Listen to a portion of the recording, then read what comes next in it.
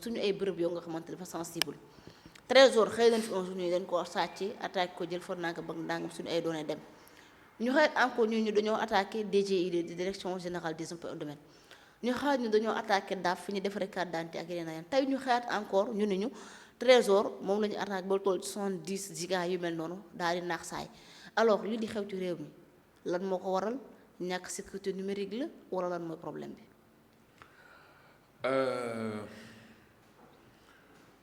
mënuma ci sori nag parce que xam naa ne que lépp lu jëm ci wàllu cyberattaque ça relève de la cyberdéfense. te cyberdéfense ça relève de la sécurité nationale. donc mënuma ci sori yenn sori.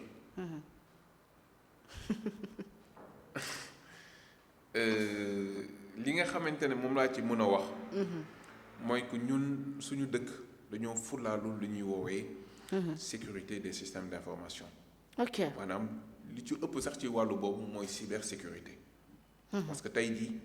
normalement. direction wu état bu nekk. waaw agence wu état bu nekk.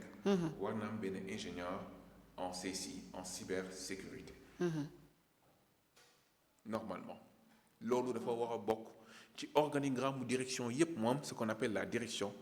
des systèmes d'information et de la sécurité. ou bien direction des systèmes et sécurité de l'information loolu daf ci war a am mais malheureusement amu ko léegi nag ça nous expose quoi à une vulnérabilité mais vulnérabilité boobu c'est pas anodin fan yàlla déggoon nga ñu ne daaf jamono yàlla passé nga déggoon ñu ne xaw ma finance xaw ma budget xaw ma lan ak lan tey dégg nga ñu ne trésor et cetera loolu lépp boo defee corrélation bi daf lay jox li ñuy wooyee benn géométrie benn forme géométrique d'attaque boo xamante ne objectif bi c'est le cœur de la République. Cœur de la République boo koy déggee mooy présidence déggoon nga aussi présidence attaqué woon nañ seen site internet ak yooyu te loolu lépp saa suy am ci réew xoolal d'habitude bépp dëkk boo xamante ne da nga toll ci phase d'exploitation sa pétrole da ngay subir ay cyberattaques. ok bépp dëkk boo xam ne da nga toll ci phase exploration du pétrole da ngay toll ci cyberattaque. pourquoi ma jox la exemple tey dama lay jox exemple rek laa lay jox. man ma nekk producteur pétrole bi gën a rëy ci Arabie Saoudite déglul bu baax li ma lay wax Arabie Saoudite ñu xëy suba teel États-Unis dem bombarder Iran pour mu mun a fayu ci États-Unis mu bombarder samay mandu pétrole man ak samay mandu gaz ñu dégg ne kat puits bi gën a yaatu ci gaz ak ci pétrole wala pétrole ci pétrole en Afrique presque bokk na ci Sénégal. te xam naa ne ñun suñ ma bombardé maanaam bu ñu bombardé Arabie Saoudite ñi daan ñëw ci Arabie Saoudite di ñëpp ils sont obligés dem Sénégal di fa jënti te man xawma Sénégal seen réserve pétrole nan la toll ak ci ñaata la toll anam bi exemple laa lay jox exemple déglu bu baax li ma lay wax donc man mi nga xamante ne man maay Arabie Saoudite am naa sañ-sañu fay par exemple ay espions ay informaticiens yoo xam ne bu ñuy attaquer Sénégal du ñu jaar ci tunnel wala pont bi jaar Sénégal déedéet duñ ko def dañuy dem Yougoslavie wala Tchétchénie jaar ci yeneen voie moom ngay dégg moom la ñuy woowee en informatique les déroutes des adresses IP moo tax yenn saa yi parfois nga gis ku la woo téléphone numéro bi muy affiché du numéro France numéro beneen dëkk la loolu la ñuy woowee des déroutes d'adresse IP donc ci déroutes yooyu nag au lieu mu ñëw attaquer le directement te même fi mu ne nii boo doon jéem a remonter pour mun a xam exactement ñan ñoo ko attaqué par exemple Trésor wala DAF boo demee dañ lay sànni maanaam boo demee di rechercher mën nañ la jox sa numéro buntu kër yow alors que sa numéro buntu kër ñoom ñoo ko fa affiché pour nit ñi bu ñuy wër ñu mën a daj ci yow alors que ñoom feneen lañ jaar dañoo mubbuwu sa buntu kër pour mën maa attaquer tu comprends waaw dafa mel ni par exemple mag yow suñu kër am benn buntu boo xam ne moo ñu séparé. képp kuy jaar sa kër fa lay jaar bu tëbul mur nit ki mën na tëji buntu kër gi alors que dafa tëb mur bu ëllëgee ñu ne kat sa buntu kër la jóge donc nag information yooyu nga xam ne ñoom moom lañ soxla dañuy fay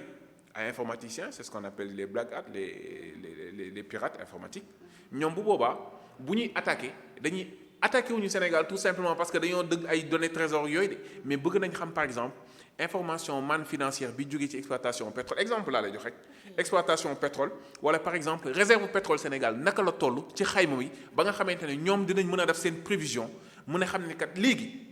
au lieu que États-Unis du jënd ci man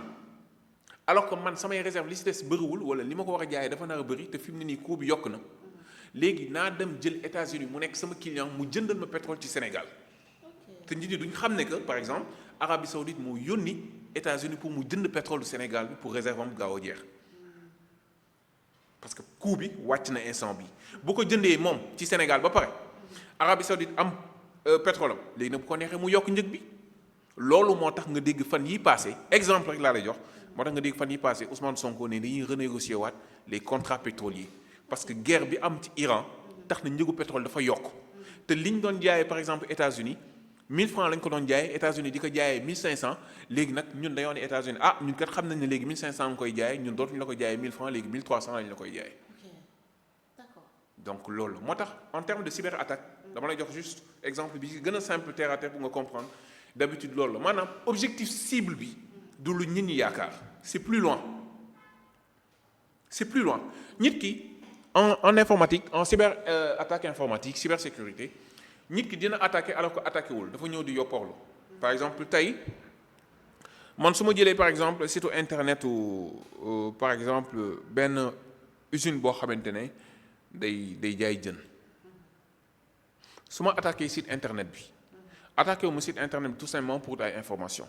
par exemple damay attaqué site internet bi pour def ci benn code benn virus boo xamante ne lépp luy def ci information parce que tey su ma ñuy attaqué ko rek information journée tey bi rek laay am wala ba journée tey bi mais non seulement dama koy attaqué pour am information yi fa nekk mais tamit bàyyi fa li ñu wooye benn mouchard benn virus boo xamante ne ba illaa yow mi diin lépp luy information ci société bi dama koy am à temps réel. donc moo tax par exemple tey jii ñaanuñ ko yàlla et je pense que ce n'est pas le cas lu mel ni kii ay daaf ak yooyu moo tax ça demande un travail rigoureux et je pense que les informaticiens sont en train de faire le travail rigoureux parce que souvent gars yi bu ñu attaqué xaw ma nag si c'est une attaque ou pas je suis pas sûr mais bu ñu attaqué du ñu attaqué tout simplement pour prendre des données mais dañuy attaqué pour bàyyi fa loo xamante ne yeneen données yoo dugal ñoom danañ ko mën a am à temps réel moo tax ngay dégg souvent ñu naan ay 70 téra et cetera bon loolu nag moom c'est dañuy yokkal c'est faux. C'est absolument faux non c'est absolument faux waaw parce que souvent non mën nañ ko jël sax mais ñun bon en termes de ce qu'on appelle de la normalisation parce que informatique système d'information boo gis dañ koy modélisation en termes de niveau sécurité ak cryptage yi ñuy utiliser yépp d'habitude niveau yi day wute maanaam tey jii mën nañ jël benn serveur def ko Sénégal jël beneen serveur def ko Mali beneen bi ñu def ko France ba nga xamante ne serveur bi nekk France mooy effectivement serveur bi am données yi serveur bi nekk Mali c'est seulement un serveur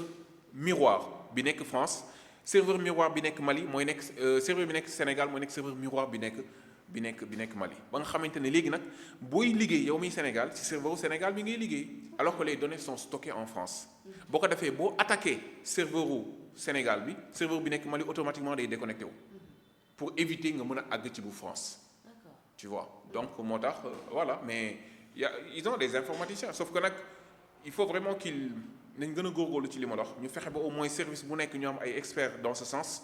gën cee góorgóorlu parce que voilà maintenant c'est terre à terre surtout avec maintenant l'intelligence artificielle attaquer des trucs c'est très simple d'autant plus que suñu site yi amul mise à jour les compétences qu'il faut n'y sont pas tey jii da ngay jël koo xamante ne da doon defar tëjji ordinateur dugal barrette démonter disque dur et cetera ñu jël ko comme ingénieur informaticien dans une entreprise amul niveau yi amul jaar-jaar musul tukki xamul nu àdduna di doxee nga ñëw ne expert la ñëw tekk fii mu ñëw di la wër dugg ci internet bi def ay recherche Google ChatGPT tapé indi le rapport ñëw présenté na nga ne mooy la alors que ce n'est pas le cas c'est des choses qu'on exerce et qu'on exerce professionnellement. mais nguur gi bi ñu doon dañoo defoon mbirum néew di technologie entre autres yooyu aussi ban njëriñ la fi am tamit. wala ça n'a rien à voir ak lem. xam nga soxna si man ñi ma xam ñi gën a xarañ ci informatique Sénégal nekkuñ Sénégal. ah bon waaw man de cercle bi ma bokk man ci ñi gën a xarañ ci informatique nekkuñ Sénégal te ñooñu bon. doo leen gis doo leen xam sax mais ñi gën a xarañ ñi gën a taxe ci informatique. mais yow yaa ngi ci réew mi. waaw mais tooguma ci réew mi sant yàlla tooguma ci réew mi te xam naa ne fii ak ay weer yu néew de ñaan naa yàlla nekk ci leneen ci beneen affaire. waaw waaye bien sûr même politique sax je vais tourner complètement le dos à la politique. parce que déjà sama charge yi ma am côté liggéey rek permettre ma à temps réel ma mën a exercer samay activité politique comme il faut comme que coow li 2029 la. d'ici 2029 on va bien se préparer avec Diomaye pour le moment comme candidat. mais Diomaye bu def lu leer ñu jël suñuy responsabilité. voilà lépp mën na am. tout dépend de ce que Diomaye va faire et ce qu'il va nous proposer lépp mën na am d'autant plus que 2024 demaloon nañ suñu bopp am suñuy 29 000 par an donc lépp mën na am lépp mën na am. En politique, il ne faut jamais dire jamais. Mais pour le moment, nous nous sommes engagés à aider de manière très loyale le président de la République à réussir sa mission. Pour réussir sa mission, en 2029, nous allons sur la base du bilan, est-ce que nous allons appeler ou le mais on est résolument engagé à soutenir le président pour que la mission bi mener à terme. D'accord. Mais quand même, on est libre de nos choix. Ah oui. C'est normal. Alors, merci. Autre point, 45 milliards d'armement.